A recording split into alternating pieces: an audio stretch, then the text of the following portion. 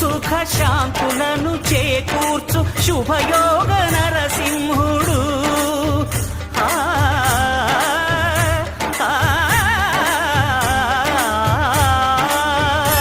సుఖ శాంతులను చేకూర్చు శుభయోగ నరసింహుడు. నమో నమః నమో నమః. నమస్కరించెను నాలుగు దిక్కులు, నఖముల వెలుగుకు మ్రొక్కెను చుక్కలు. గోపుర రూపము దాల్చినది ఆ దివ్య సుదర్శన చక్రము, మంగళహారతులిచ్చినది మహాకాల చక్రము.